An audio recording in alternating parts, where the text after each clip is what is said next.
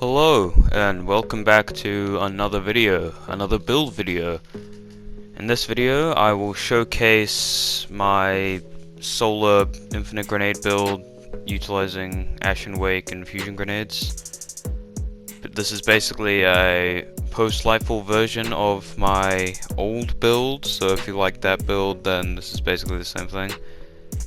I'm gonna go for a new formula from this video onwards, splitting the video into sections, and then explaining, I guess, everything I can from there. I hope you enjoy the video, and let's just get straight into it. As I said before, this video will be split into sections. There are 6 total sections: the intro, which you had before, the build details, where I will describe the mods, subclass, and weapons I use in the build, the artifact mods which could benefit this build further, a tutorial of how to use the build while fighting, the strengths and weaknesses of this build, and then the outro. I hope you enjoy, and let's get straight into it.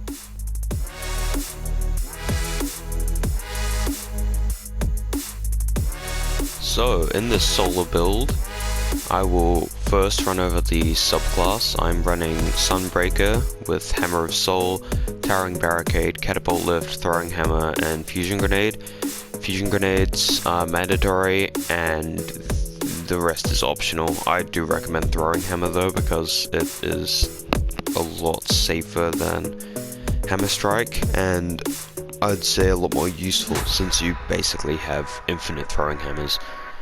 The aspects I'm using are Soul Invictus and Roaring Flames. These are both mandatory because Consecration isn't the best in PvE. My fragments are Ember of Searing, Torches, Mercy, and Resolve.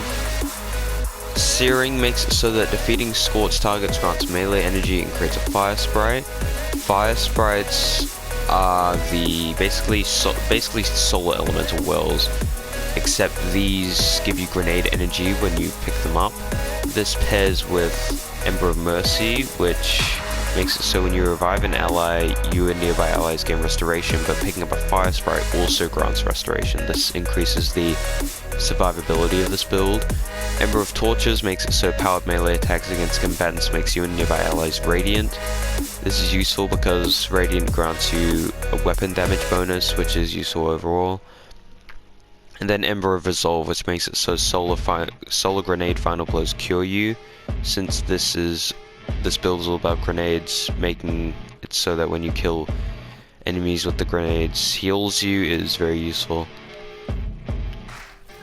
This build is focused around the Ashen Wake exotic, which makes it so that fusion grenades now explode on impact and gain increased throw speed. Final blows with fusion grenades grants grenade energy.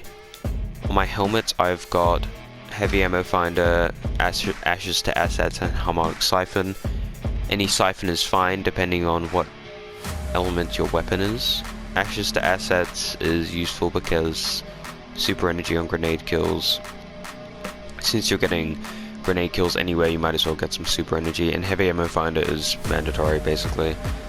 On my arms I have Grenade Kickstart, I have 2 Grenade Kickstarts and Firepower. Firepower creates Orbs of Power when I get grenade final blows, and then Grenade Kickstart makes it so when I throw my grenade I get grenade energy.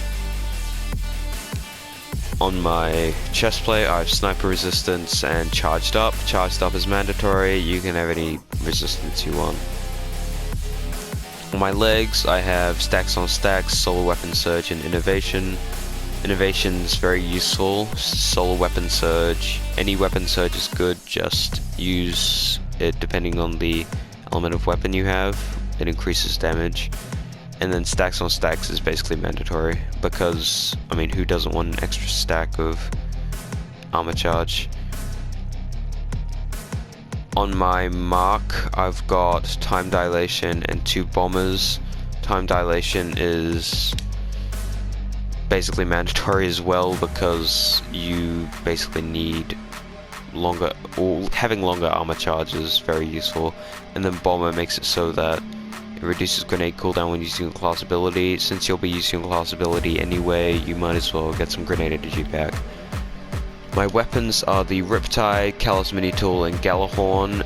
You can use any weapons you want, these are just the weapons I chose.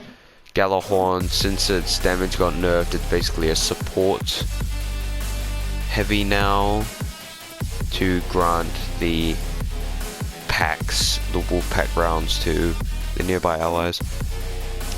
Callous Mini Tool is very useful because of incandescent, therefore you can just wreck enemies by just shooting them, and then Riptide is just one of the best fusion rifles out there, and that is basically the build.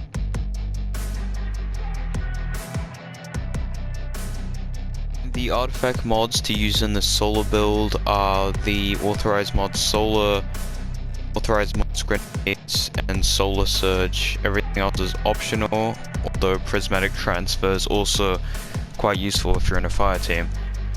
The authorized mod solar will reduce the armor energy cost of all solar mods affecting your solar weapons. Grenades are the same except with grenades. And then solar surge makes it so collecting a fire sprite gives you armor charge. Since you'll be collecting fire sprites anyway, this is just useful.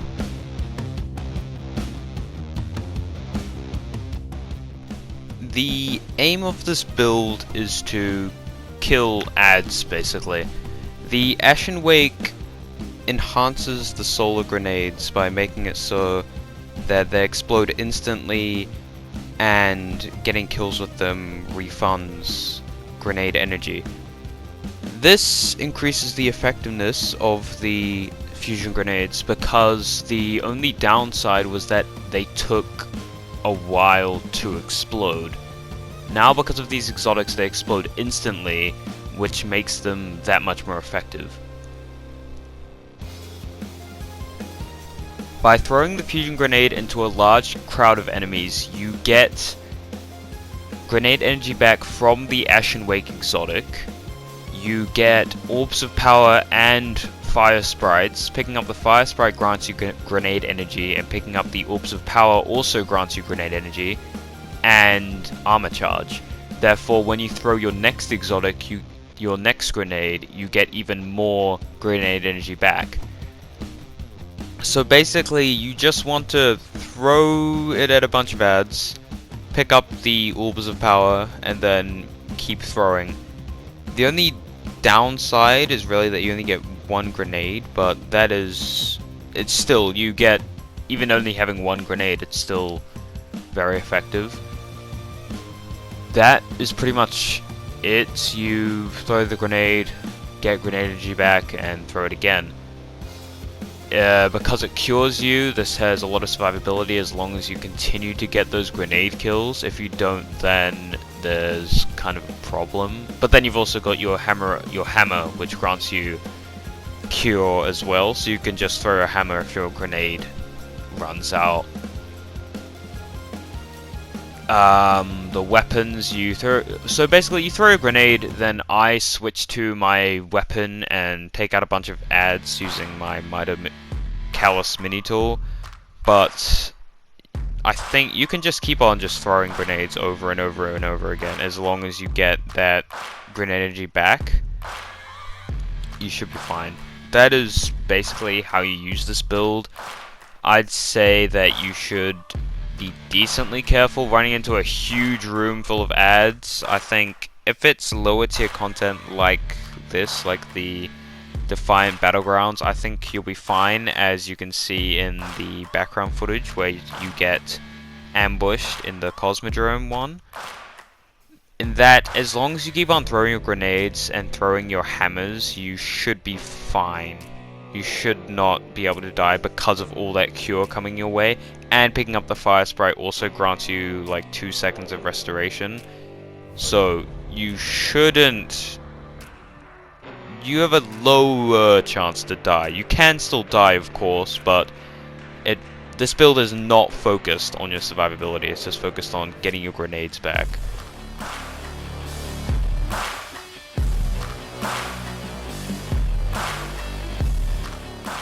Now is time for the strengths and weaknesses of the build. I'll start with the strengths. This build is really good at clearing out ads because of how it does a ton of damage very fast. Its blast radius isn't that big, so as long as all the enemies are cluttered together, you should be able to kill quite a few of them. The survivability is good, I would say, as long as you're in lower tier content and as long as you do not miss your grenades, you should be fine because of all the cure and restoration.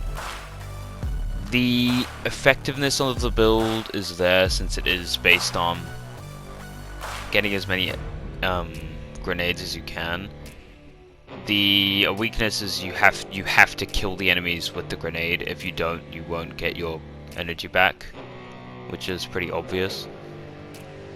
And I mean, there's not much to talk about, is there? I would say I haven't exactly tested it on bosses yet, but because you won't get your grenade energy back, I don't recommend throwing a grenade at the boss. Do it if it's like the last like 5 HP or whatever, or if it's in a desperate time, but I wouldn't recommend doing it. This build isn't meant for damage necessarily, it's just, you know, infinite grenades and stuff. Yeah, not much else to talk about, I don't think. There's no... So I mean, this build is pretty good in medium content, I would say. Being able to... I mean, I'm trying to make a build for every subclass right now. And I'd say this is a very good build for Solar. There's other builds coming for other subclasses and ones for the same subclass as well, but other than that, I'd say there are no other strengths or weaknesses. Armor charge, orbs of power, all of that works well with this build, so... And I would say, yeah, it's quite effective. I'd say it is a strong build in lower tier content to medium tier content. Again, like most of my other builds, I would not... I mean, I haven't exactly tried this in like very hard content like Grandmasters, but of course Grandmasters aren't out, so you can't test it, but I would say it probably wouldn't be able to one-shot enemies, which is why it wouldn't be the best, because it does rely on getting that kill to be able to get the grenades back. So yeah, I'd say again medium to easy tier content. That's it for the strengths and weaknesses, so I guess we'll just move to the outro.